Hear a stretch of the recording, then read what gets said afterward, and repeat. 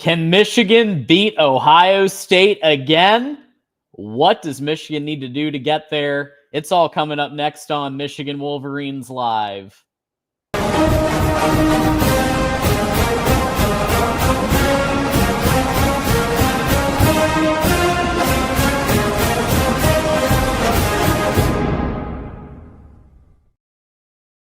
And here we go for another episode of Michigan Wolverines Live, episode 224. Thanks, everybody, for joining. My name is John D'Adamo, and I'm going to be your host here for the next hour and a half or so.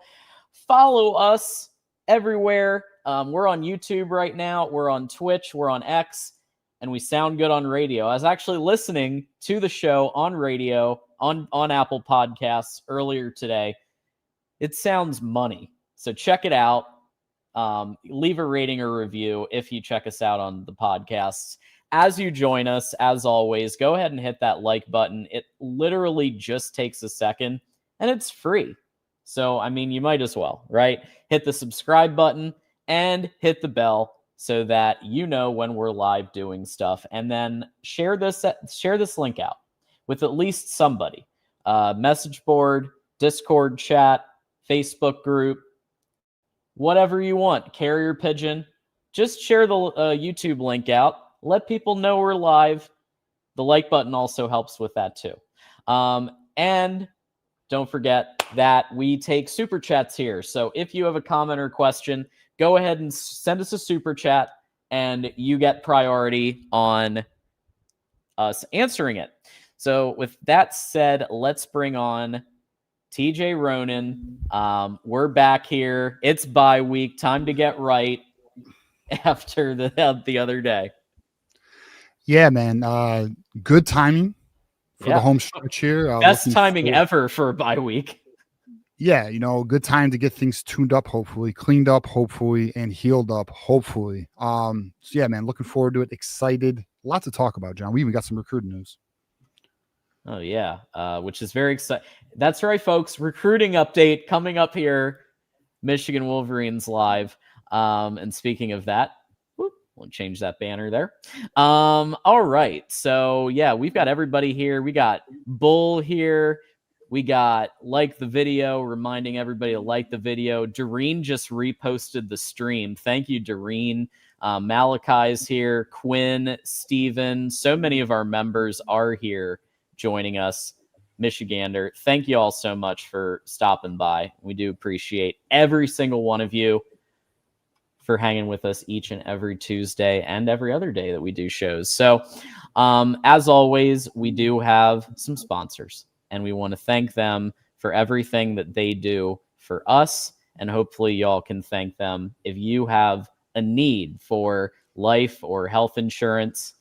At Win Agency, we try to make things as simple as possible. We now have 3 self-serve options available on our website. Check out the links in the chat to run your own marketplace, Medicare, and life insurance quotes. This service is available 24/7, 365. So that's Win Agency. And I'm popping those links in the chat right now so y'all can, if you need Medicare help, here comes the Medicare one. And if you need marketplace or life insurance, boom. You got them all right there. Just click the links and put in your info, and it'll get you a quote. And then in addition to that, of course, we also have Healthy Dogma.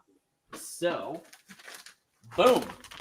Healthy Dogma is owned by Michigan alumni who know what loyalty means. For decades, the May family has cheered on in the big house and always brings that same dedication to crafting clean, Michigan-made food for dogs.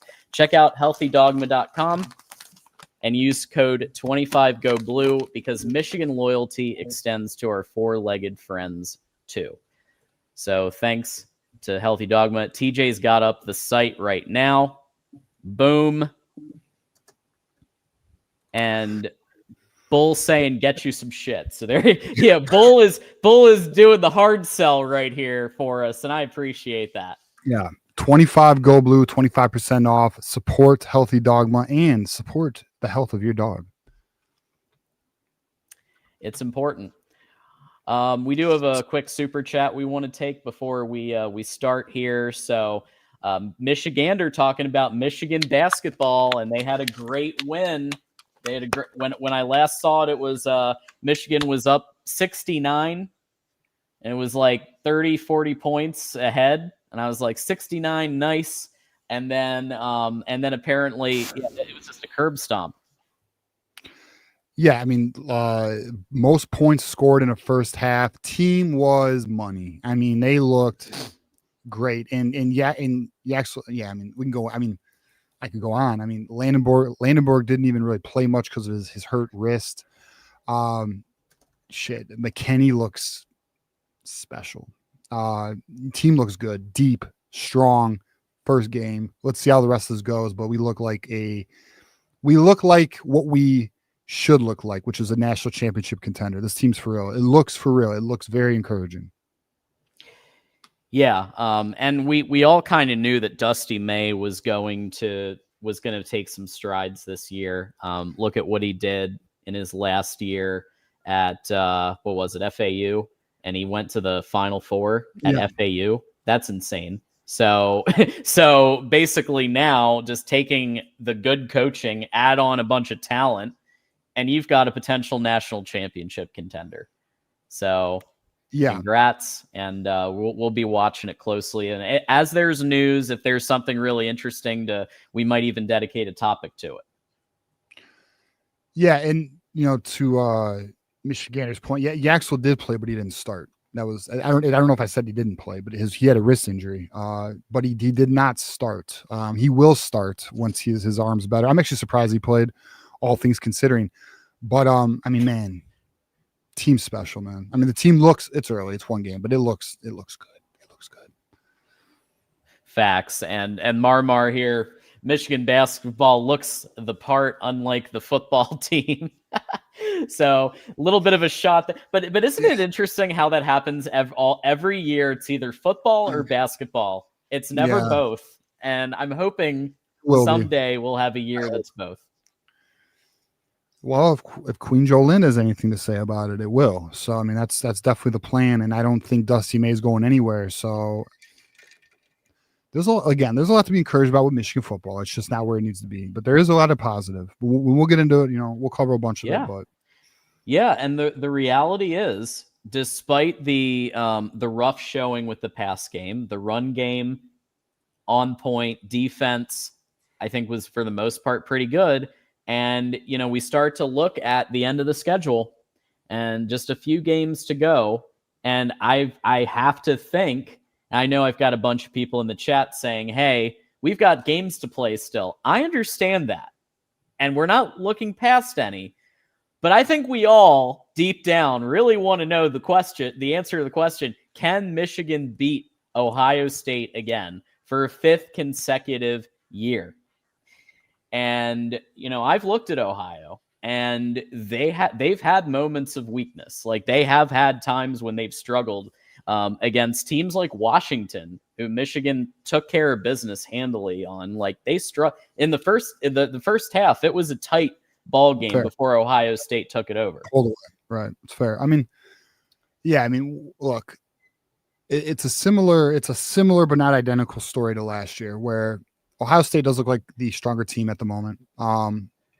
But there is the component of the rivalry. I mean, it just is what it is. And the most dominant team doesn't win every year. And Ohio State knows that. They know that. It's at home. And our offense is better than it was last year. Our defense isn't as good as it was last year, but it does look to be improving. Do I think, to get straight to it, John, we can beat Ohio? Yeah, I do think we can beat Ohio. Do we have to clean some shit up, though? Absolutely. We can't play like we did against Purdue or against Michigan State if we want to beat Ohio State. That's not going to happen. We got to bring our A game. The boys got to come ready. I think they will. There's no reason to think. There is no reason to think that they won't be ready for that game. And the reason why that is Sharon Moore has gotten his boys ready for every major game like that. The only time you could argue is, all right, maybe Oklahoma, but was the team even like really, truly ready? I mean, young, whatever. USC, I think we would agree, was a letdown. We'll see. We'll see. I don't have. I don't feel he won't get them ready. But I will simply say we absolutely cannot play how we have played the last 2 weeks if we want to beat Ohio State. That's not happening. We have to bring our A game. And that leads us right to the 5 things to work on. Because in order to beat Ohio State, you first have to beat Northwestern, and then you have to go and beat Maryland, and then you've got the Ohio State game. And Michigan does have to run the table to guarantee that we're in the playoffs and potentially Big Ten championship conversation. You got to run the table. 9-3 is in that bubble space, right? Yeah. So with that said, we've got a couple of things that we've come up with as far as things that we work on. And obviously number 1 is Bryce Underwood. He had his weakest game, and it was at home. And there were just a lot of issues with kind of touch accuracy. And I actually asked Denard Robinson, like, what in your opinion, because they have that show on The Insider, and I like, Denard, what in your opinion, what does Bryce need to do? Like, what is it? Is it a drill? Is it a just? And he was just like, he's just got to ease up on the, he's just got to let it go a little easier on those shorter passes. Like he's like, don't even like all he's just got to work. And he seemed like something that it could be worked on and it could be improved. So that gives me that brief little back and forth with Denard gave me a little bit of hope that by Ohio State, that Bryce can put it together in the passing game. Yeah, I mean, there's no doubt that Bryce Underwood needs to play sharper, needs to find his touch a little bit, especially on, I would say, obviously the shorter throws, but the third level throws, right? He's got to find that touch. He's got to find his accuracy. It's so hard to ask a young quarterback to find that in season. Typically is an off season thing. Doesn't mean you can't get better in season. That happens all the time too.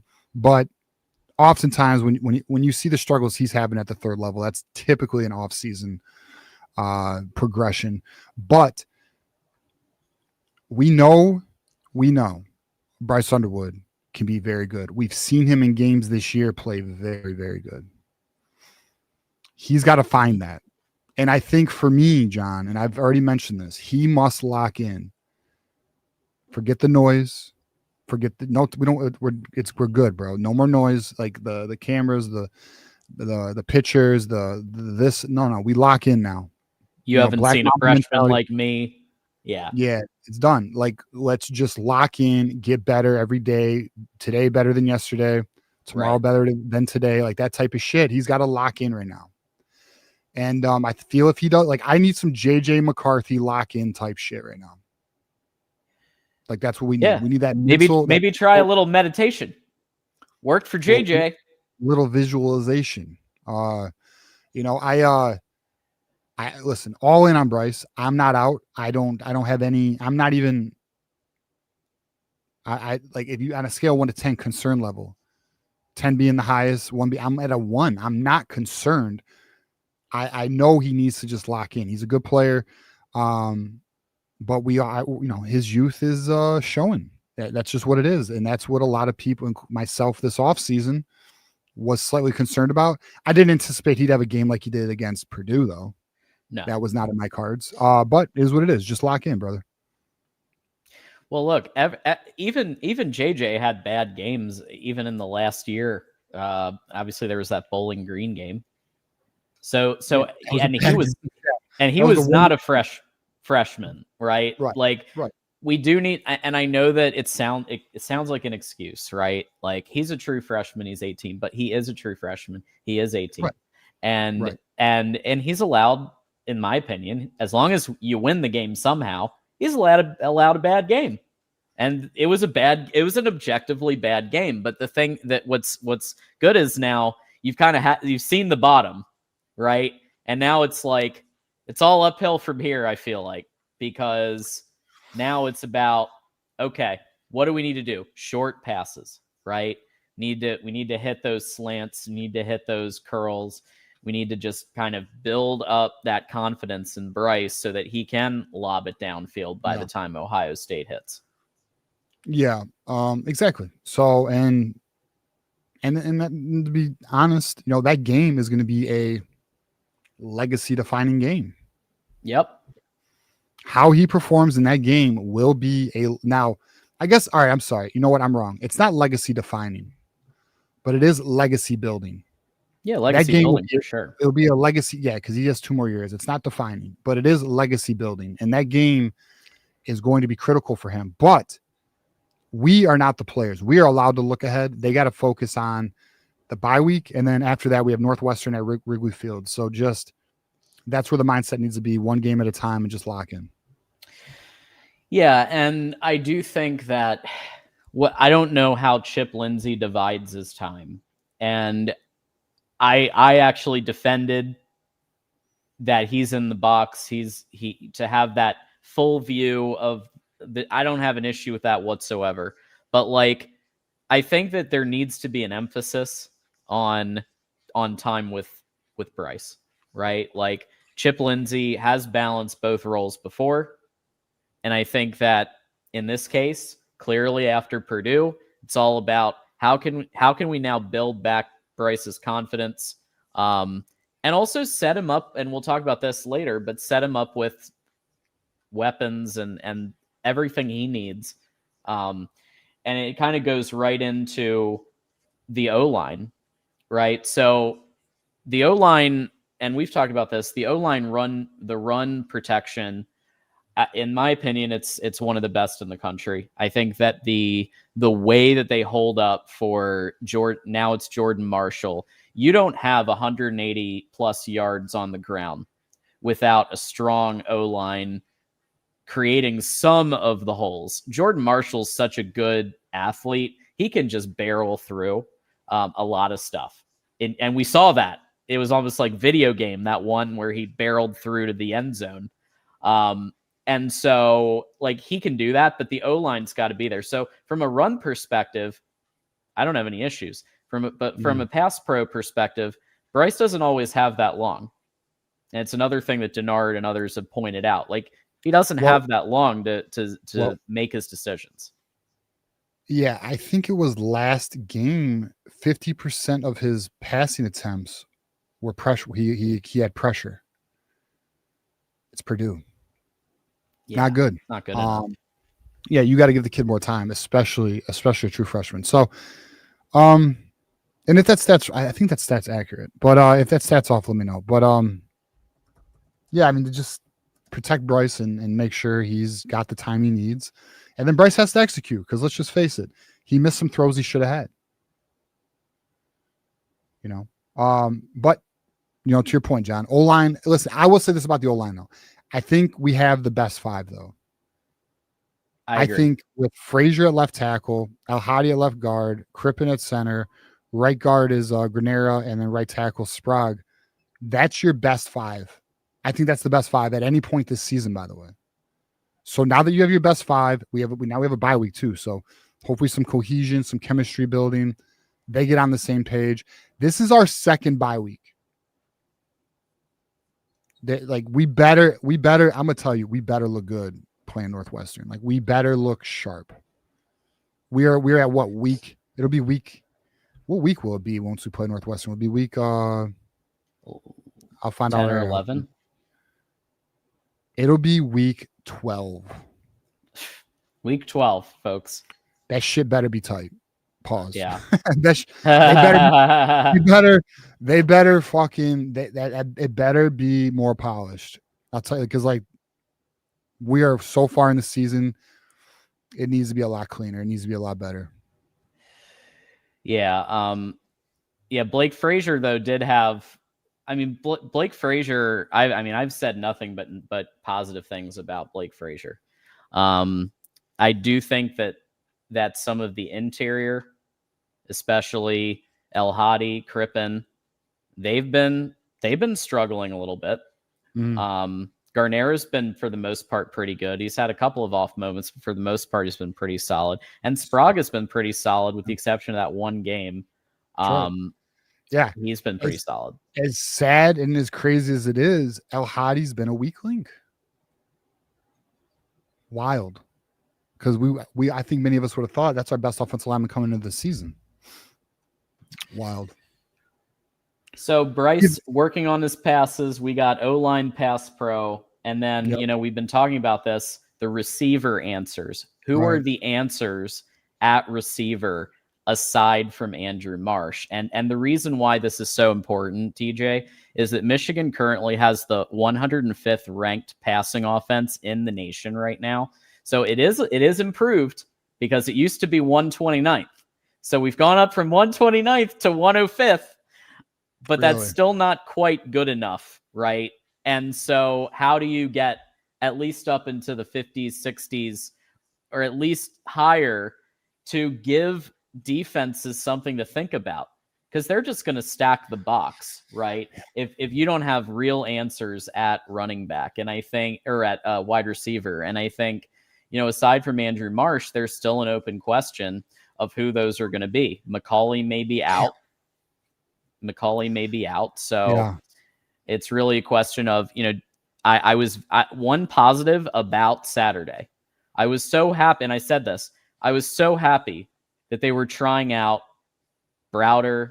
They were trying out Channing Goodwin. They were trying to, I even saw Kendrick Bell in there at one point. Like, they were trying to find some answers. The issue is that Bryce was so off. But, like, who are the three? Like, who are the three that they're going to run with?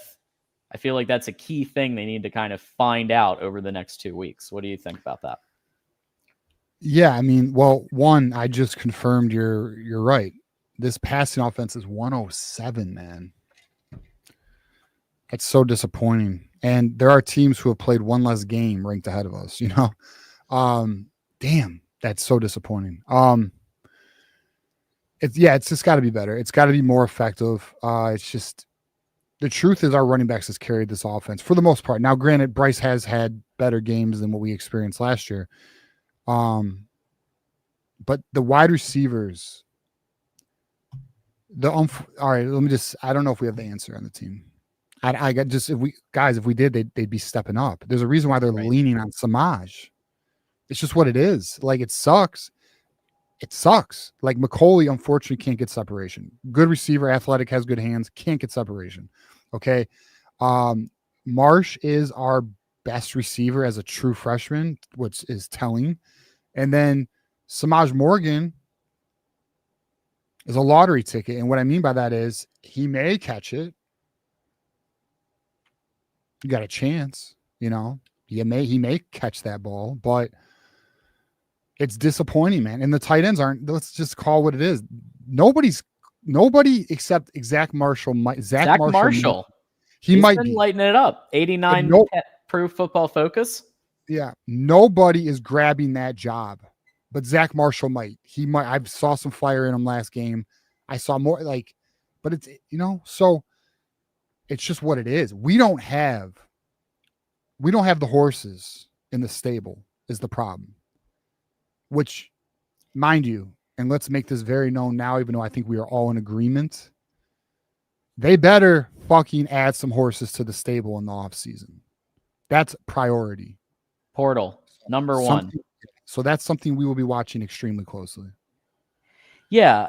And I think, and again, there's some questions about why are you guys giving criticism and all this kind of stuff in the chat right now. It's like this NBA fan guy. Oh. And I've actually never seen him before. Okay. But the bottom line is, folks, like, yeah, we're trying. Yeah, I get it. It's a young team with a young head coach, but like at the end of the day, it's Michigan, number one. And there should be a standard. I think we've talked about this on multiple shows now and videos, that there should be a standard of 10 wins.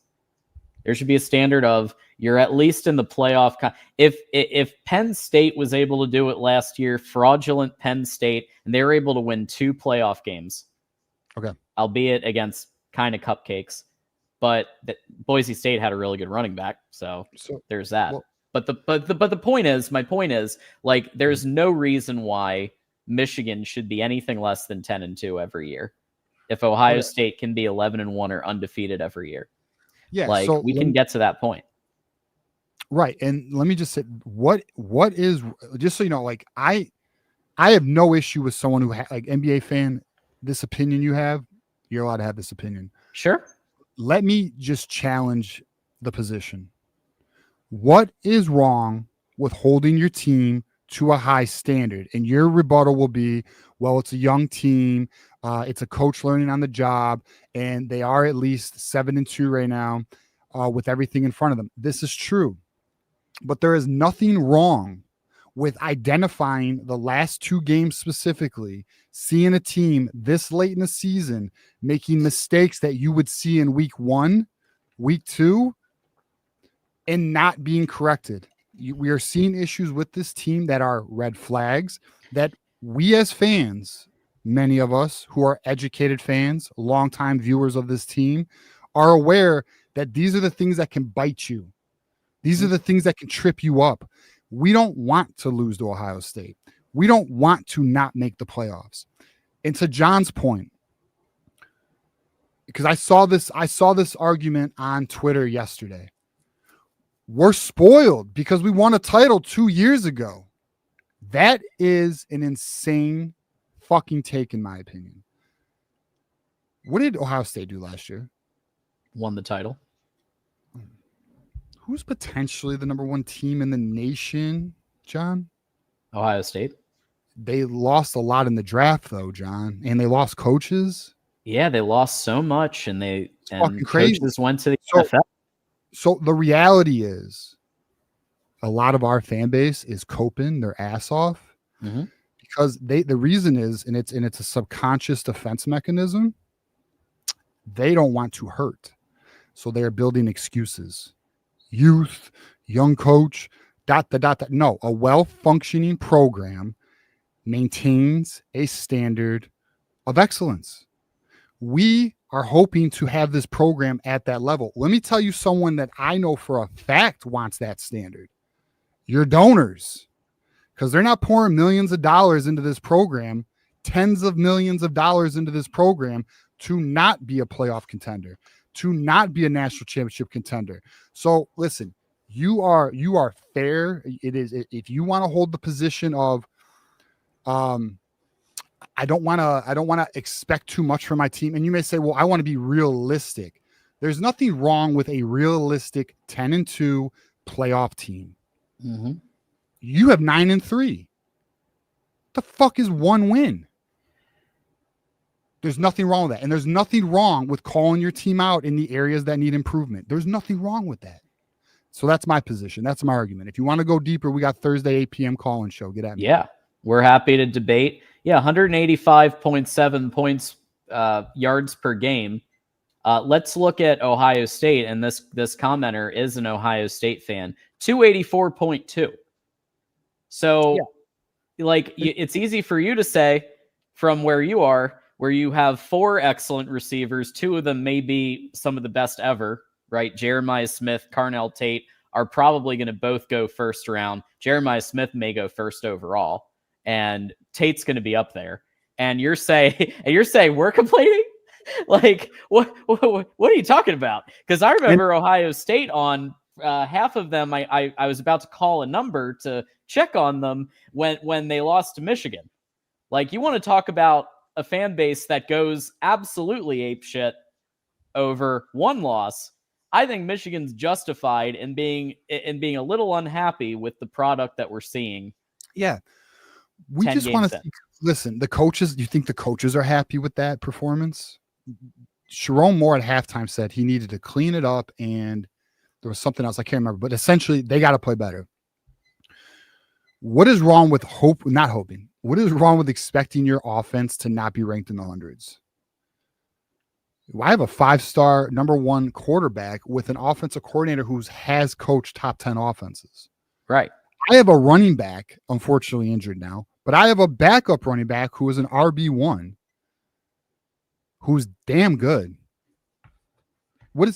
So the reality is who has let this program down is the NIL structure previous to this year and the recruiting previous to this year. Yeah. Because a lot of the areas that are an issue with this team are due to a lack of horses in the stable.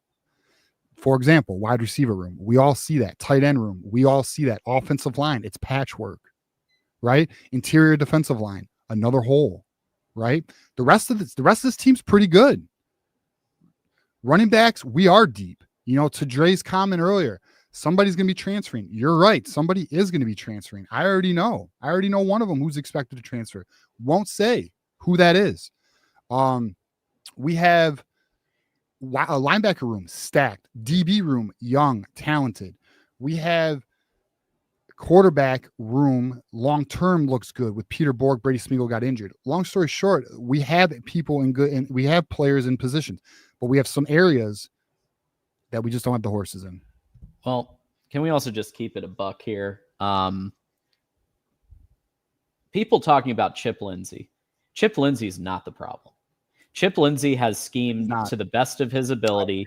I have liked his mix of screens. We have been begging for running back screens. He put it in, and they've been working pretty well. And wide receiver screens, RPO game, right? He has this mix of the short game with crossers, with trying to mix that in with some of the deeper shots. Obviously, run concepts. I love his run concepts and some of what he does in the run game, with how he blocks, with how he utilizes the O lineman and Bredesen to block in creative ways, like not like just a variety of different schemes. I for the most part am happier with the play calling than I've been in years. I think it's been really good. The issue is that Ron Bellamy needs to go. Ron Bellamy, bye-bye. Ron Bellamy, you need to get on a plane. Because here's the thing. Like when a true freshman who is mostly showing the same talent he showed in his high school film, because we just saw his high school film not that long ago, right? When we were talking about him on the recruiting side. And he has that same talent, that same wow factor. It's everyone else. Like McCauley, like Samaj. How about Samaj Morgan? 3 years as a starter and has just regressed, right? This is what I've seen consistently from Ron Bellamy. And I think it's past time for a call to Lonnie Galloway, a call to even Soup. And you want to keep a younger guy in the mix too, because of recruiting, and maybe the wide receiver coach, he doesn't necessarily relate the best to the players. But like, if that wide receiver coach, TJ, can show, hey, I've done this at, UNC for Lonnie Galloway and Drake May and his receivers. Look at what we were able to do with the top 10 offense. We can do that here. Like, there is a recruiting pitch you can do, even if you don't relate on kind of a friend level with, or like an older brother level. You can still relate in terms of what you've become. I mean, Nick Saban was as far away from being relatable as like an older brother to the players that you could possibly imagine. But you know what he did? He put his rings on the table and he said, "Any questions?" Well, and he was a leader of men. And he was a discipline coach, right? He was he ruled, he's a coach with high standards, right? And expectations, and with his winning came credibility, right? And that's what it was. So, but yeah, you're right. I mean, look, we'll figure out, the coaching was off season, we'll find out what Sharon does. Sharon doesn't seem afraid to make a change. So, we will see when we get there, John. So let's go to number 4. Who is the answer at punt return? Yet again, Samaj Morgan had a -2 yard game, and it's not the first game he's had negative yardage in terms of the gains that he's made on the return game. Yeah, I'm not saying Andrew Marsh. Well, and there is a danger to Andrew Marsh. What's the danger is? Well, no, the danger is when you have him playing so many snaps at offense and he's kick return, then to add in punt return, you do add more of a risk of injury. So, you could like what about a Jasper Parker? What about What about someone who's kind of in the depth, but they have great speed? It doesn't necessarily have to be Andrew Marsh, but Samaj clearly isn't working. There has to be someone else on this roster who can return punts. I would do Andrew Marsh. Fuck it. Okay. Push him. He's all right. He's fine. He's young. That's what I would do. He's who I think is the best option. But up to the coaches, man. I don't know. The coaches are at practice. That's where I will. Yeah. I will leave it to the coaches for now. For now. Like they know. They know what their options are. Although, I guess we feel the same way about wide receiver. They know their options, but we're challenging it. But like, I don't know. It's again just one of those things where we just might not have the horses in the stable, which is insane. So now I'm thinking, like, why are we not offering Samson Gash, who runs a 10.5 500 meter, who's committed to Michigan State? But anyways, let's move on. Yeah. Well, I'm thinking a lot of Michigan State players we should be talking to and try to get them over here. Definitely Samson effing Gash. Mm-hmm. Whatever. I don't know. I don't understand that one either, but we'll move on. And then the fifth, something that we've kind of noticed off and on is the defensive scheme and the blitzing, and then also where the blitzing is going, right? Which gap, is it the right gap? There's been some issues. In my opinion, I think we've had more success overall when you save blitzes. Obviously blitzing is part of it's part of the game. But when we blitz at a 30% versus a 50%, and you keep the linebackers back, then they're able to cover a lot better. You don't have as many of those crazy holes, and teams like USC won't be able to screen you to death and slant you to death because you're not just bringing them all. And we are seeing again a little bit more on the blitzing. So I'm just wondering, is this something that Wink, because Wink obviously showed he was able to get it together by Ohio State. Yeah, I think, listen, the less aggressive approach, I think, is best for our defense because we don't have to push up the middle. It allows you to contain, you would hope, and make it harder for the quarterback to find throwing lanes.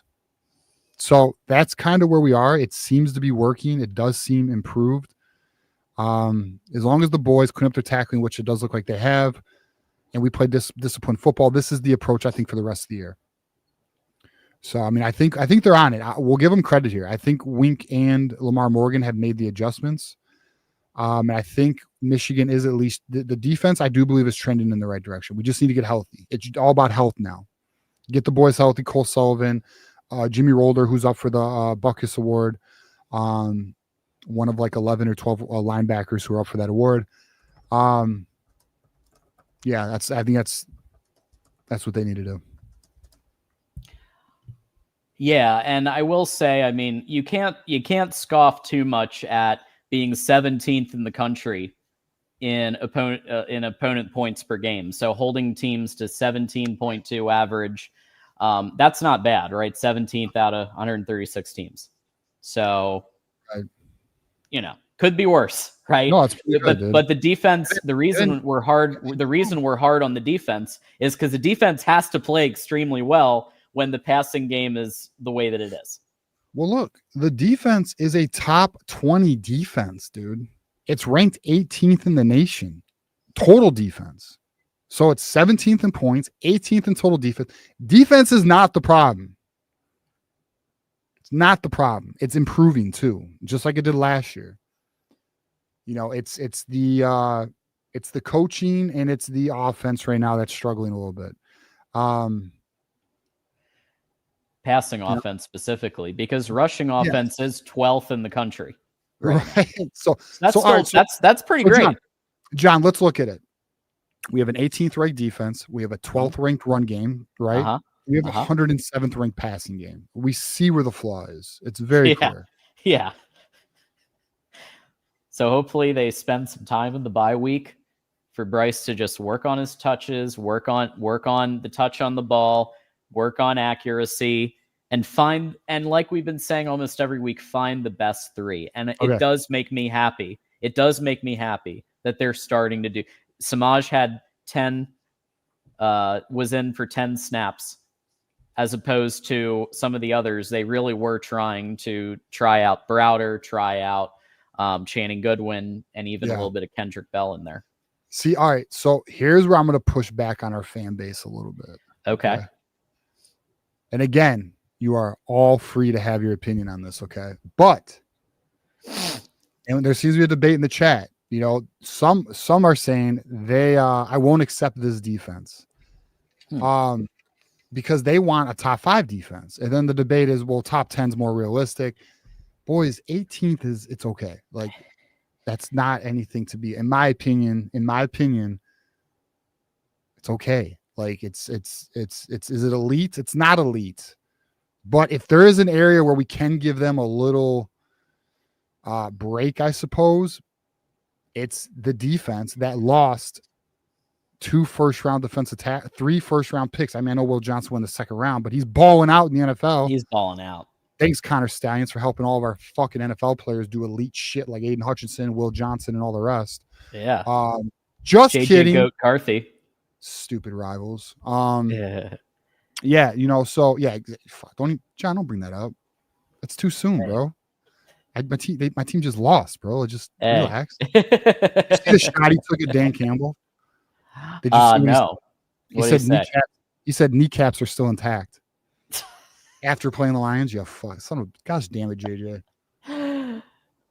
Look, you want to those types of games. It's fun because, like, I am happy. I'm happy with, because I'm not a Lions fan. I'm a fan of a bunch of teams, and I'm a fan of people. I'm a fan of rooting for people and storylines. And so I love seeing JJ ball out. I love seeing Aiden Hutchinson do what he does. Like, it was an enjoyable game for me to watch as somebody who is that way. Wait, did I say third? I could swear I said Johnson went second round. I don't know. But should have been first round though. But no, but the JJ thing, what's funny is, not gonna lie, dude, like, and this has only happened ever with a team that was not my own. I actually found myself rooting for JJ in that game. Like, there was a play where he could have ran, and he didn't. He threw it. It was an incomplete. And like, I'm like, JJ, you got to run it. And I'm like, bro, you're playing against my team though. I'm like rooting for you, and you're playing against my team. JJ is, I don't know what it is, but I mean, I think I do know what it is. I mean, he brought us a national title, so that's probably exactly what it is. But, and he's just a unique individual. But and he is in my division, but I think I will always root for JJ. I can't. But I mean, listen, Lions over Vikings, fuck the Vikings. But I mean, I do want JJ to do well and prove all these whack ass rivals wrong. I just can't. I'm be honest, they're annoying me more and more by the day. So, anyways, the point is, lots of talent has left the team, and so now it's about, like, shaping up the young talent that Michigan currently has and making the best out of it, getting right as you can get before Ohio State. I will say this. I think Northwestern and Maryland, you can win in a similar fashion. Like, you can pound the rock with Jordan Marshall, with Jasper Parker, with Bryson Kudstall. You can pound the rock and then just throw a little bit, and you can get through Northwestern and Maryland, right? It's about, can we get it together by Ohio State? Because you can survive those other two games on run game and defense. Yeah, I mean, look, Maryland's ranked 13th in the nation in 13th in the Big Ten in run defense. Yeah. Northwestern is a little better, 10th in the Big Ten, but we should be okay. We should be okay. I mean, and you know, we now listen. Listen. I thought we were going to kill Purdue. Even the Purdue guy who came here thought we were going to kill Purdue. We did not. I wanted it. I was so excited. I was waiting. I was watching all the other football games. I was just waiting for our game. Man. I'm like, we're going to beat the shit out of this team. And so to have that, like, that's part of the reason I was like on one on Saturday. I'm like, I was like really hype and like ready, and then, but hey, got the win. Oh my. Yeah. All right. We got some supers. Let's hit some supers. So we've got Michigander saying that Michigan is predicted to the Citrus Bowl against Texas. Interesting. Okay. Horns down. Horns down. Horns down. Another Texas matchup. That would be. They don't want it. They don't want it. They don't want that smoke. They don't want it. Arch Manning don't want it, bro. Bro, geez, if Underwood's going against Manning, dude, like the rivals are gonna be all over that game. Yeah. You already know what they're gonna say. Yeah, they're gonna be all over it no matter what. They're gonna be. Fuck them. Quit bringing them up, TJ. Yeah. Ryan says not a good game by Bryce. He was starting to look at alert wide receivers, which is progress. Denard said, I remember this. Denard said his footwork was off from the beginning. That sucks. Yeah, footwork and fundamentals were just something was up there. Yeah, he's to Denard's point. Listen, I think, and I'm sorry, Devin Gardner's point 3 weeks ago. Devin Gardner called this. I'm just straight up. He said, he's like, look, my concern is Underwood regressing. If he does not, like he brought up Samaj at the time, but yeah, I mean, look, it's clear that there's some regression. There is some regression occurring at the moment. For sure. Michigander says when Bryce scrambles, he just needs to calm down. He gets frantic when he leaves the pocket and it makes him inaccurate. What's crazy is in the beginning of the year, though, he was very good when he was escaping the pocket. And what's crazy, too, that was so impressive was he wasn't just throwing to the first level. He was going to the second level. He was finding the guy that would actually be a more productive play. I mean, Underwood was so much more impressive in the beginning of the year versus the last two games. And I think many of us would agree with that.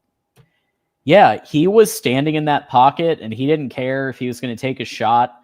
If he was going to take a hit from a defender, because he was going to get that ball to somebody, and he was able to have that extra second. And I'm wondering if getting taking some hits now, like you've taken 9 games worth of hits, a lot of ice baths most likely, and you start to see ghosts, start to hear footsteps a little bit, right?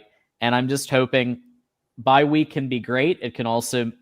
I'm really, really hoping this is like Lincoln Riley, USC, coming out of a bye week, just pummeling our team. I hope Michigan can do the same thing and be super prepared to pummel the rest of the schedule. Yeah. It looks like you starred this one from Dre. To be honest, our running back room is stacked. So yeah, okay. Yeah, I already hit on that. Cool. So Michigander, top tier wide receivers at programs with their head coach fired. Dallas Wilson from Florida, Cam Cameron and Eric Singleton at Auburn. Go and get them. Yeah, we got to go and get some people in the portal. Absolutely. I will say, I got word that because there's been some, people are like, hey, what's going on with DJ Pickett? Well, as of last week, Michigan has not reached out to DJ Pickett. And the individual I was talking with was like, Michigan better figure it out because other teams are reaching out to these kids already. Like they better get on it. And now I don't know. Now we don't know who Michigan has reached out to or has not, but it's interesting I'm at least aware of that situation. So it's interesting. Michigan better, I'm telling you, Michigan, I am going to be fully on the side of the fan base who is going to be frustrated if Michigan is not aggressive this offseason. I will be very frustrated as a fan. There is no excuse to not be aggressive this offseason. I'm with you. And we were harping on this last year. And like you've got Bryce, now go get lineman, right. go get a top wide receiver. They did try. I mean, listen, I know. There wasn't a lot of interest. There wasn't a lot of interest from the wide receivers, and Michigan had the best NIL offer for one of them that we're very aware of, and he went elsewhere. So, it is what it is at the moment. But it should be better this offseason. I hope. I mean, I do hope, but I do think it will happen. And there is more talent coming in. I mean, there is from a recruiting perspective more talent coming in also. So you'll have more people like Andrew Marsh coming in. Like Andrew Marsh was the beginning. of a couple of these guys like Zion, and I even put like a Jalen Pyle as somebody who people have kind of, because they've been talking about the other ones they forget about. I think he could really break out too. So look out for that. But you got to get a alpha, like a really strong portal wide receiver. $2 million. Get it done. Get it done. Ryan H. gifted. Thank you, Ryan. Ryan does this often. He is very generous and gifting 5 Michigan Voice College Football memberships. So whoever you are, because I don't have it up, but whoever you are, hit refresh. Enjoy your emojis. Enjoy everything that comes with membership. And thank you, Ryan. Courtney Harper says, my issue is everyone wants this vertical game when teams nickel and dime us to death. We have big, physical wide receivers. Just catch the ball, move the chains. And that's all I'm saying. All I'm saying is catch the ball, move the chain. I'm not saying we have to go. I like occasionally taking a shot. I'm not going to lie. Because if you're on first down, what's the harm? Take a shot. Why not? Waste downs. That's what they're there for. Take a shot. Maybe you get a PI. Maybe it hits. Why not do it? But overall, I want to see hooks, curls, slants, whatever you need to do to just move the ball, get those first downs. Yep. I mean, yeah. And that, to be honest, listen, we're an offense that's going to have a shorter passing attack because we don't have anyone who can stretch the field. We don't have, name the wide receiver who can stretch the field. We don't have one. Andrew Marsh is the closest we have. Yeah, he's not. No. He's good, but he's not a deep threat. I mean, it's whatever. We got figured out. Brian says, and this we just hit on this. It's a big question right now. Why didn't Sharon grab more high-profile receivers out of the portal if they knew they were going to start Bryce? They got McCauley and Simpson, by the way. Don't forget about Simpson. Who? That's it. Yeah, he doesn't even play. With all the money Michigan has, Bryce needs help. I don't disagree there. Bryce does need help. We agree. I mean, they tried getting Skylar Bell. He couldn't get in because of the academic thing. And then they were going to try and get him in the spring. They couldn't fucking get him. They tried to get Calvin Russell this offseason, which obviously wouldn't help us this year. They tried to get Derek Meadows. Derek Meadows chose to go to Alabama. There was another one. Whatever. The point is, they have not. And then actually, well, they tried to get Nick Marsh, and Nick Marsh was actually listening to Michigan, but then Michigan State upped the NIL offer, and he stayed. That is why it was public that Nick Marsh had an increased NIL offer. They just didn't say why, but that was why. Yeah, so and we'll see if Michigan makes another swing at it this offseason. But yeah, listen, there's no excuse this one. Like, there's no excuse. If you could pay a $30 million fine from the NCAA, you better give me some wide receivers. You better. Because here's the truth. Even though we're 7-2, right? We're 7-2, right, John? Yep. Yeah. Next season, seats gonna get worn quick. Yeah.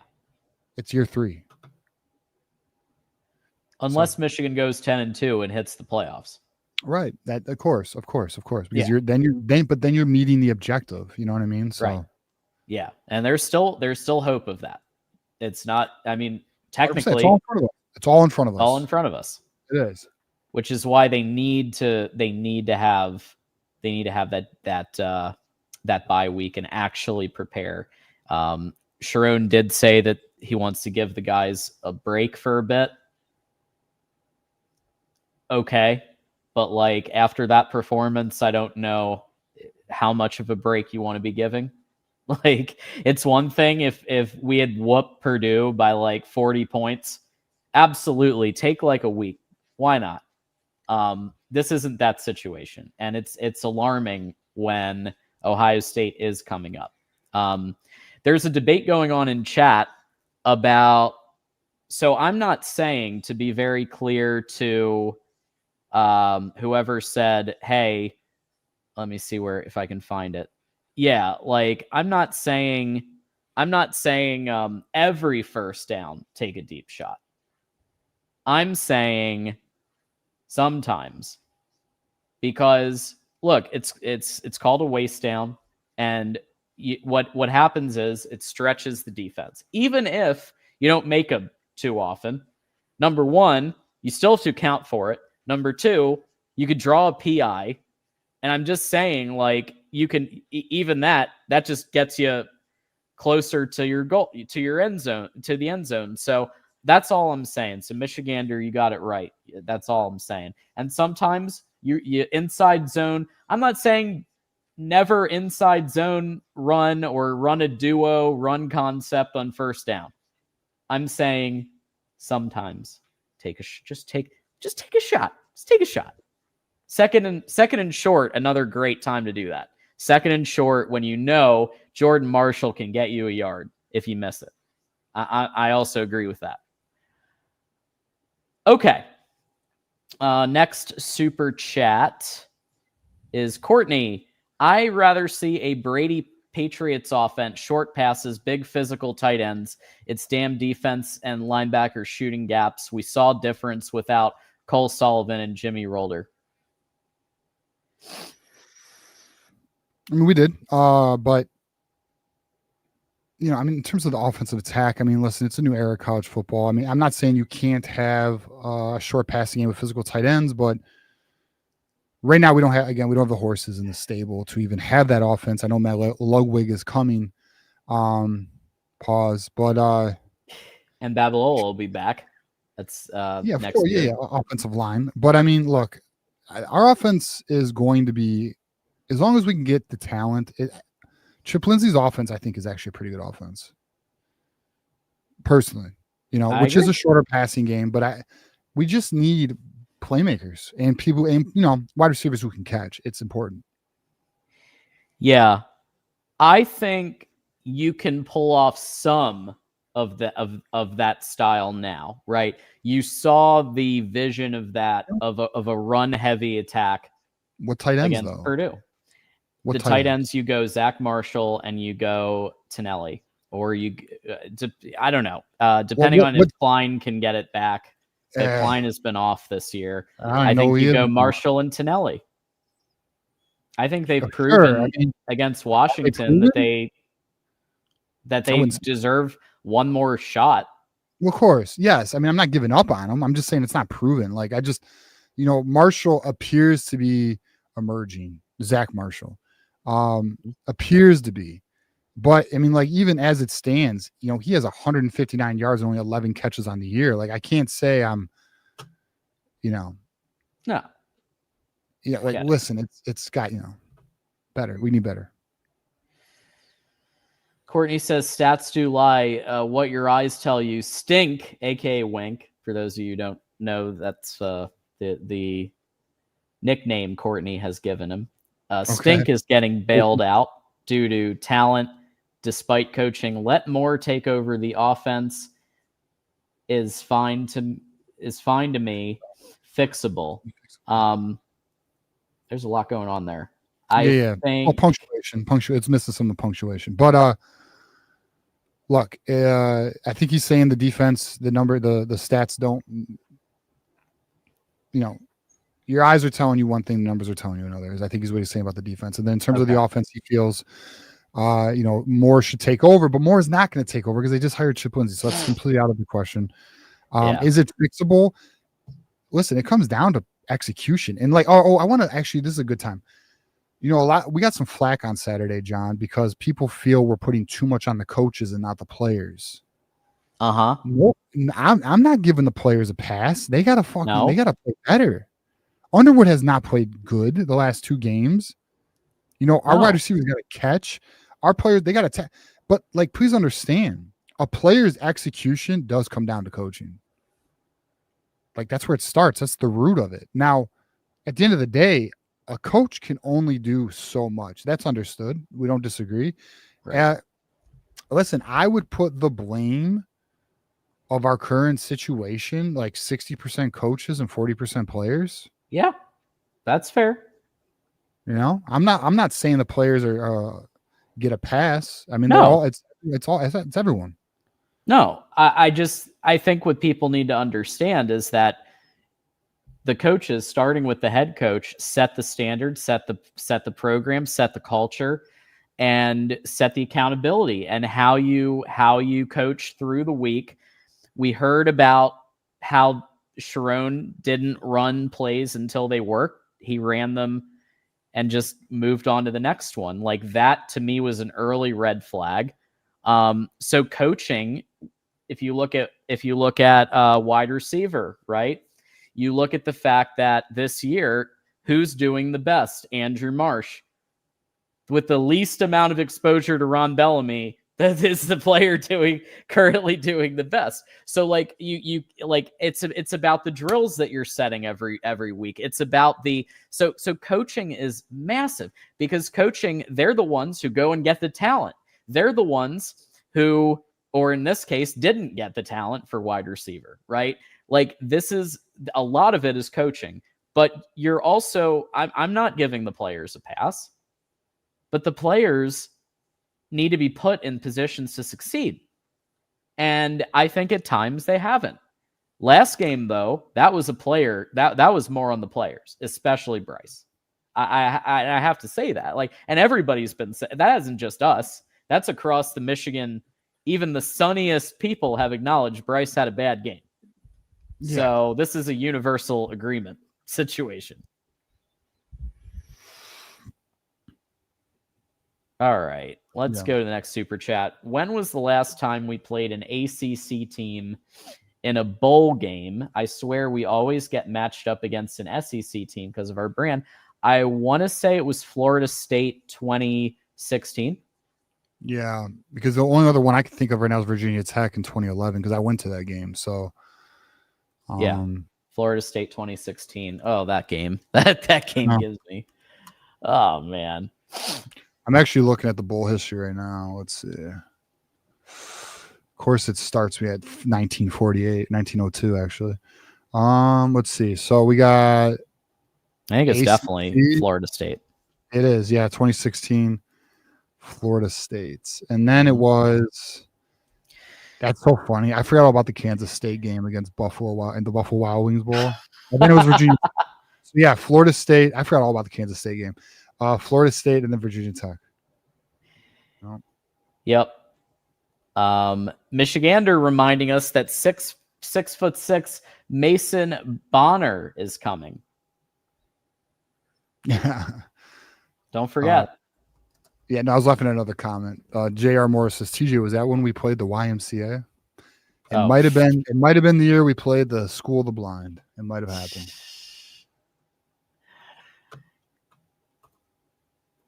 Wins a win, though. Fuck that. Yeah, absolutely. Courtney says, my bad. I meant Morgan. Okay, thank you. Yeah. Okay, makes sense. Morgan take over the defense. I'm fine with Lindsay on offense. I like our offense, just more execution, but I'm done with the defense. So he's saying Lamar Morgan. So wink, you're out. Lamar Morgan, get in there. When really, I think it's a combo effort right now. I think you might see that this offseason. Because Morgan is more involved. It might even be in a situation where it's like Wink goes back to the NFL and coaches something somewhere, or retires. Yeah, I don't know. We'll see. Could just retire. He might. Because he is the 5th highest paid defensive coordinator in football. In all football. Crazy. It's wild. It is wild.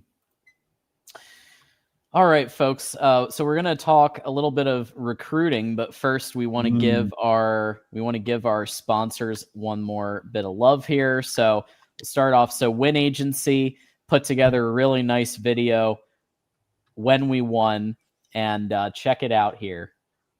Hey, Michigan fans! Another exciting win for the Maize and Blue. With temperatures getting colder and the games getting more intense, we know open enrollment for health insurance is right around the corner. Open enrollment for 2026 goes from November 1st to December 15th for those who want a January 1st effective date. Let Win Agency take care of your health plan so you can spend more time and energy following our amazing team. Give us a call or visit our website today. Go Blue!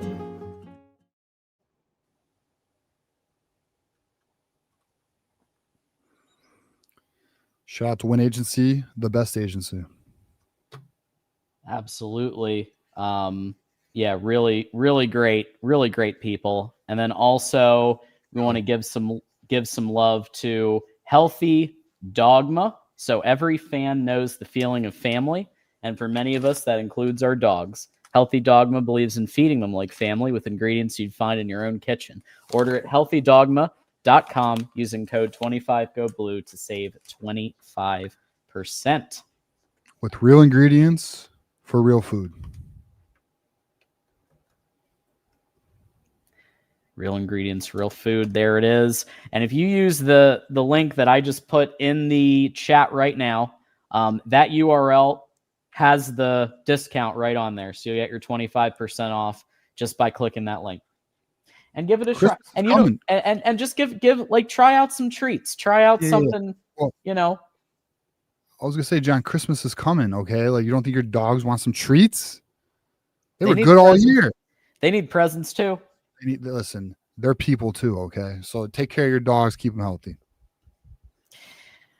So the people have been asking, TJ. The people have said we miss the TJ recruiting roundup, and it does sound like there are a handful of updates coming up here for recruiting.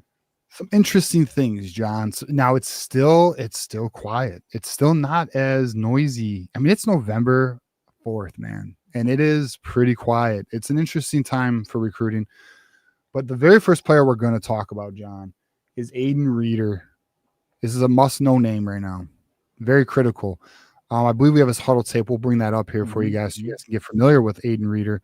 But essentially, Aiden Reeder is a 6'3", 210 linebacker who was committed to Wisconsin. I know linebacker has been a very look at him lay the hit there. This kid is someone asked me, what do you think of his film? Listen, he is a see ball, get ball linebacker, physical, not a lay in the wood. Has an extremely good frame. And he does run track and field. For me, he needs to just obviously keep getting better at the position. But what he needs to do is just continue improving on the quickness and the speed. If he can continue improving on quickness and speed, I actually think this kid could develop into a pretty good Big Ten linebacker. Is he elite? No. Like, for example, shedding the block there. Did he shed it? He did. But I mean, you need more. If you need more, punch in your shedding. That's what, stuff like that. There's obviously areas he can polish. He is ranked I think he's ranked, 555. So he is a 3-star.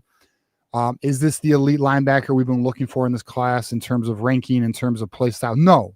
But does his film look like a quality linebacker that you can develop? Yeah, I would say yes. What's crazy is, and I don't even want to say this, I think Brian John Murray could do it. I kind of see like Junior Colson vibes in this kid, man, coming off the edge like this, playing and just, attacking these runners, attacking these ball carriers. I mean, I like the very first time I put on his tape, he's not Junior Colson, but I can see some of Junior Colson's game in his game, so it's interesting. I think he's a quality player. I do. I think he's a quality player. I'm not, it's not Nick Abrams, but I mean, you can just see he gets to the damn ball. He gets there, man. He's definitely there. Yeah, very physical player. And I will say one thing that people should know from Cincinnati, Ohio, and that's always great when you get one over on the Buckeyes. So hopefully we can snag this one. Yeah. Yeah. So the reason why we need to know, by the way, is because this kid's likely committing to Michigan. Like, it is happening. He just decommitted from Wisconsin. What was it? Sunday night, I think. So be on the lookout for him ending up in the class. This will be your linebacker next to Markel Dabney. And in Michigan, by all accounts, is actually going to be looking to add 2 linebackers, not just 1. So we'll see where they go from there, John. Next player I'm going to talk about is another linebacker, Marcus Jennings, currently committed to Pittsburgh. He does play for Cass Tech High School. He is a Detroit kid. Michigan is actually trying to potentially flip him. They're currently in conversations with him. He is a linebacker on their radar. He is on their board.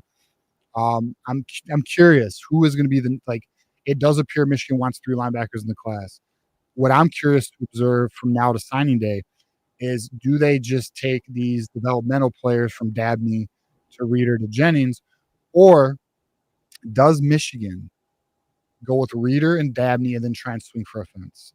Now, the argument it is, and this has been a pretty consistent position by many in the fan base, there does not appear to be the same resources for this linebacker position like there is at other position groups. Why is that? I don't know. I don't have an answer. I mean, is it because Michigan values the position less than other positions? Maybe I don't have that. I don't know. But at the end of the day, it's clear. And then, then some will be like, well, it's Brian Jean-Marie. I don't know. I mean, Brian Jean-Marie, prior to his recent stint in Michigan, was actually known as a very good recruiter, like former recruiting director at Texas. Very good recruiter. But regardless, so that's one of the players we need to know. Marcus Jennings. Not unless you got to take John before I hit the next. Well, I just think that for the linebacker, given the fact that we only got 1 linebacker in the 26 class. No, we got 25 or 26. 20. Last year's class? Do we get 2?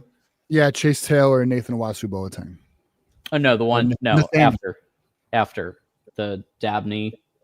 That's this one, yeah. So Dabney and what appears to be Reeder is going to be 2, and then maybe. Okay, 4. That's what I'm saying. Currently we have 1. So my point is that you got 1 in 26.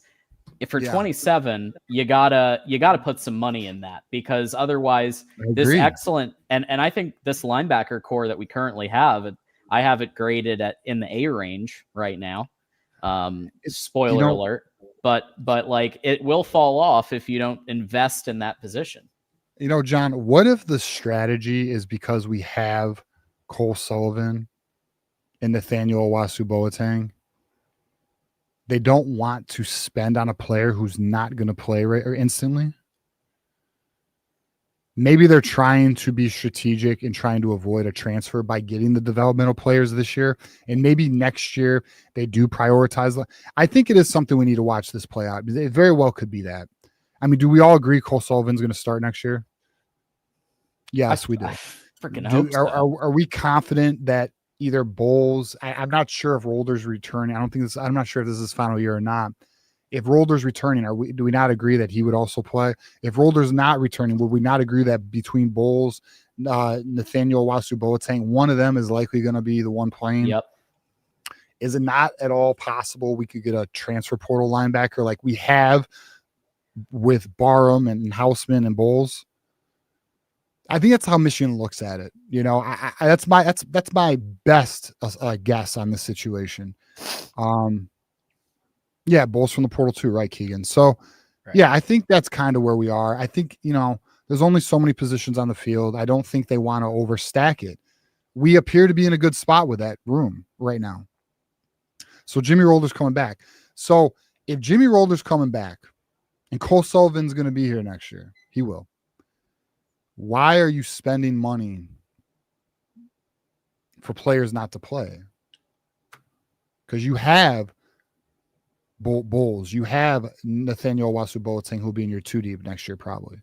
Yeah. Right. So I don't know. I mean, I think that's the potential play. I mean, I can't say I know for sure, but it appears logically to be the potential play. Yeah. I think you got to go for. I think you still got to go for depth. Next you year. got to go for. Yeah. I mean, look at what's happened with injuries this year. You got all kinds of young guys playing right now because of injuries. Right. So. Yeah. Next player we're going to talk about, though, is one that will excite you, one that is big time, one that is major. It's Havon Finney, top 100 corner, 6'2", lockdown specialist. Remember him? LSU commit, big time player. Well, there is a belief that Michigan made a major move with Havon Finney, and that Michigan's currently the leader for Havon Finney in terms of flipping. Yeah. Hey, Brian Kelly out the door.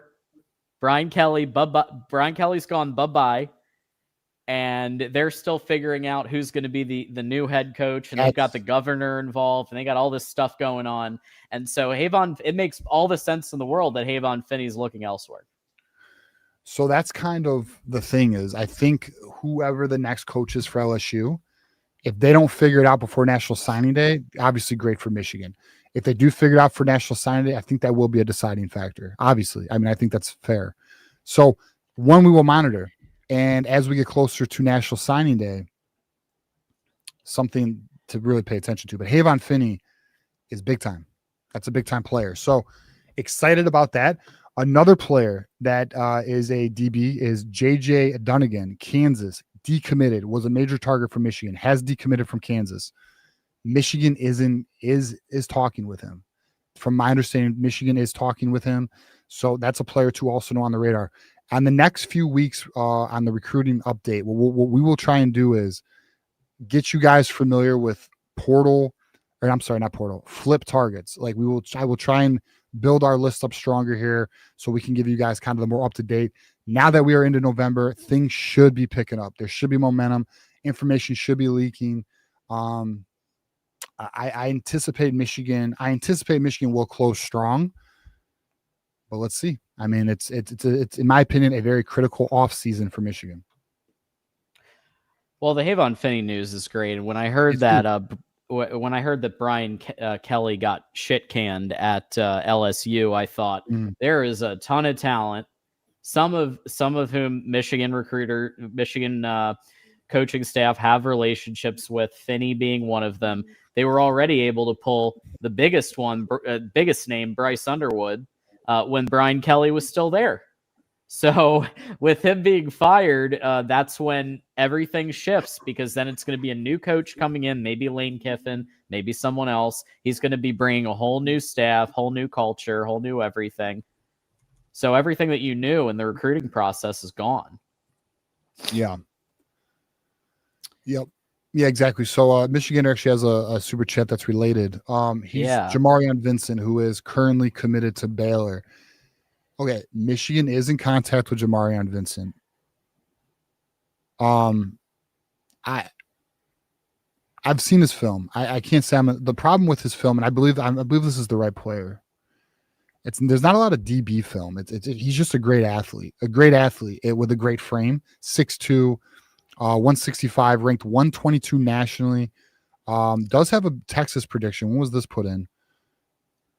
Oh, received a Texas prediction in October 6th. Oh, I'm sorry, that was 2024. That doesn't even count. Get that out of here. Yeah. 2024. Regardless, sure, a name to watch. Michigan is in contact with him. I just have nothing new from the last time we talked about Jamarion Vincent, which was like in September. So maybe though. I mean, look, we're on a bye week too. This is a major recruiting opportunity for Michigan to get in contact with a lot of these potential flip candidates. So by next week, hopefully we have some more news for you guys. So Michigander actually had a couple of recruiting focused questions, including one on the defensive tackle category. So why are we recruiting D tackle so poorly compared to past years? We recruit every other position so well. Seems like we only get one or two every cycle now. I mean, listen, we have actually in my opinion, an elite defensive tackle in Alistair Vallejo in this cycle. I know the ranking doesn't show that, but the ranking didn't show that for Kenneth Grant or Mason Graham. I will say that where I agree with you, Michigander, is nose tackle. We are for some reason not locking in a true nose tackle. You know, a true like 6'3", 350-pound monster. I don't know why we're not. I don't have that answer. I will say Titan Davis is a player who I believe is a Chris Jenkins-like player who can play on the inside, play on the edge on certain downs. So you have two guys in Titan Davis and Alistair Vallejo who I would argue are very good. And I see you clarified. You're talking about nose tackle. That's fair. I'm not sure why Michigan's not landing that nose tackle. We know they can. Part of me wonders, do they think that's a portal position that they'd rather attack? I'm not sure. I would like to see them land a nose tackle every cycle, to be honest with you. Obviously, we know that not tackle, but edge. We scored stacked. Carter Meadows leading that 26 class. Yeah, I mean, look, Carter Meadows. We got Julian Walker, who I know there's concerns with him going to South Carolina. South Carolina sucks. Okay. You have Mikhail Blade. You have Tariq Bonnie. One more too. Oh, is it Titan Davis? So, dude, I mean, it is. Actually, I have it right here. Hold on. Yeah, dude, like it's Tariq Bonnie, Titan Davis, Julian Walker, Mikhail Blade, Carter Meadows. It's stupid. Like there's not a single school in the nation who would not want that defensive line class with Alistair Vallejo. There's not a single school in the nation who would not want that. We have a very elite defensive line class. Benjamin, Oregon's just holding on here. Now, there's no update that I'm aware of regarding Benjamin, except he's just strong to Oregon. I mean, he's from Cali, I believe. We'll see again though. Like, I mean, another thing too is like, don't be surprised. Like, if you guys remember last year, remember names like Nate Marshall just popped out of nowhere. I feel we're gonna see. Yeah, he is from California. I feel we're gonna see similar plays. Recruiting is quiet, and it's not because no one's talking. Like, and I mean behind the scenes, like it's just more discreet now because it's business. You know, like it's the only way I feel like it's almost like the NFL, like agents are going to have to be the one leaking information. Like it's just getting so tight. You know, Sharon Moore, if you guys remember I believe it was this summer, he pretty much had a meeting with his coaches and said, stop fucking like that. Things do not leave Simbecker Hall because that was this summer because one of the players, it affected one of the recruitments. I can't remember exactly which one that was, but point being is things have gotten tight. And not only that, most of these classes are already full. So there's only room for, I mean, what's Michigan's class at right now? It's at, I got it. 10. No. I mean, total in the class isn't like 23 or something. 21 hard commits.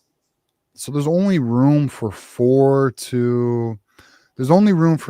to like 5 kids, maybe. Yeah. 3 to 5 kids. So I meant how many was in the class, boys, but we appreciate that. So I mean, they're gonna be selective here. You know, it's just where it is. Fair enough. So yeah, with recruiting, obviously more to come there as we have updates. So we are at about an hour and a half in. I do want to just kind of wrap up. We talked about this earlier, but obviously, some big NFL news. J.J. McCarthy, also Will Johnson having a great game. It does look like, folks, that Michigan's players were just good, and whatever other theories were out there, crazy. I don't know. It's crazy, right?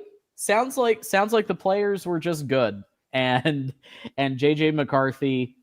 I know we talked about this earlier, maybe people came late, but I just was so impressed with him coming back his first game. This wasn't an easy thing to do. It's not like he was at home playing, some dog shit like the Jets. No, he's playing the Lions, an excellent team at the Lions at Ford Field. So it was impressive what he did, and it just shows again, like proven winner.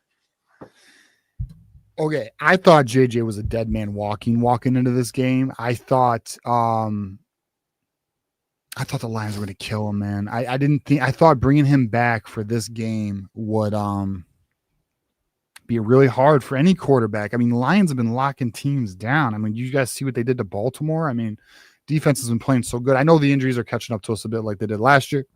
Always. But JJ played great.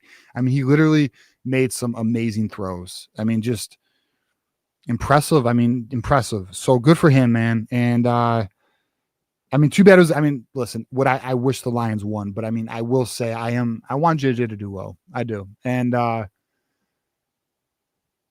he's interesting, bro. He looks, I'm gonna be real with you. He looks like he's fucking possessed, bro. Like he is so locked in. Like he is so. He's always been that way. It's that obsessive like Tom magnified. Brady-esque quality. Yeah, but yeah, that's fair. I mean, it's like magnified, bro. And it was also cool because Tom Brady was calling the game, so it was. I love that because he was pointing interesting. out the good stuff and the not so good stuff. It was interesting to watch. I mean, it's really interesting. But yeah, I mean, and then just regarding like the rest of the Michigan players, I mean, shit, Sanders still's balling out. Aiden Hutchinson just got a second, the most guaranteed contract of any player that wasn't a quarterback. Will Johnson looks elite.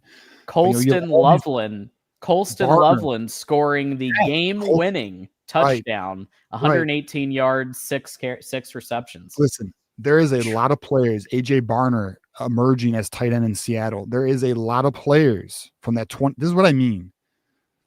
These rivals are fucking dumb. And they know it, though. They know that what they're doing, it's all they got. So they're going to take their shots because it's all they got. But the reality is our coaches from that 23, that run, 21, 22, 23, all are coaching elite from McDonald to Minter to Harbaugh. The players from those teams are playing elite. You know why Urban Meyer couldn't cut it in the NFL? Because he had to fucking buy talent to be good. Right. Understand this. You want to know what separates good coaches? Not cheating. That's why Harbaugh is elite everywhere he fucking goes. Okay? Even Nick Saban how do you do, struggled. John?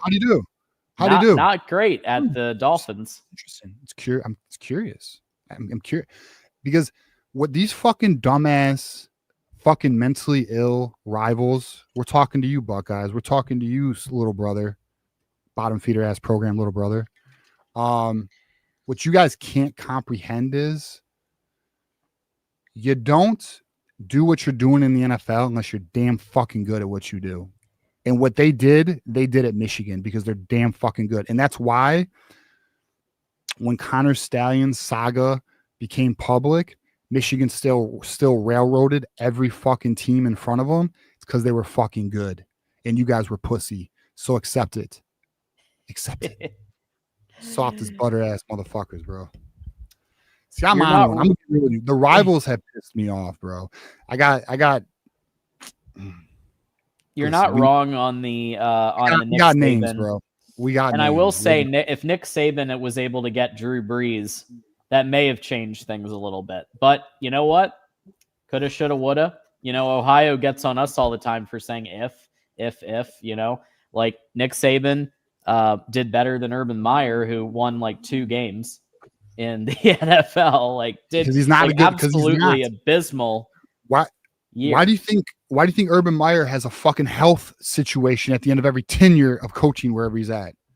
Come on, man. Listen, is Urban Meyer a good college football coach? Yes. But he wasn't clean. Yeah. He wasn't clean. Played dirty. Saban, not clean. Played dirty. Shut the fuck up. Pussy ass bitches, bro.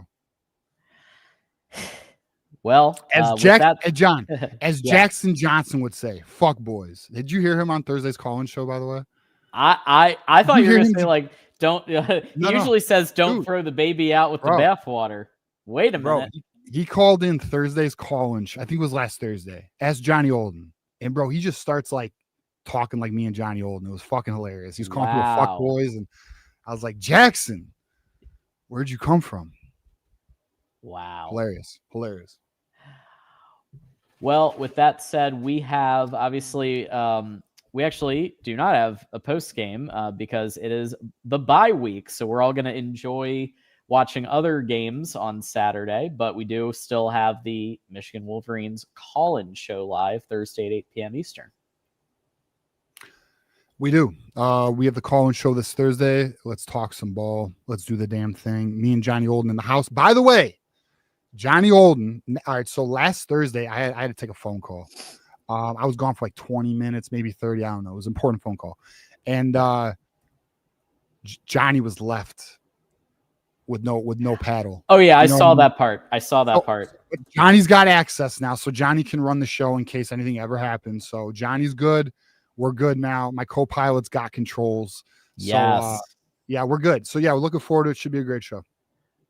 Oh, and my bad. All right, listen, yesterday, no Michigan Monday podcast. I'm just slammed right now. I got so much work right now. So we are planning for next Monday, 7 p.m. Be on the lookout for that. Coming up next, it's actually live right now. Mark Rogers has a college football playoff rankings show going on. So I guess the college football playoff rankings are happening. Michigan better be number one, bro.